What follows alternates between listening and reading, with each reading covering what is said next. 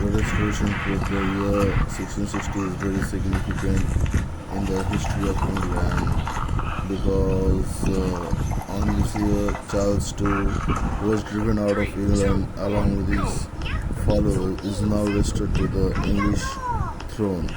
It brought the greatest of the changes in English society, and the important poets in this restoration period were Walter and Dunham, then John Dryden, Samuel Butler.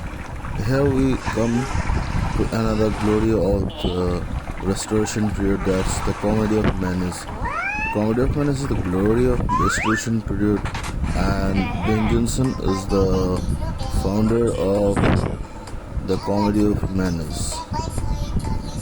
Thank you.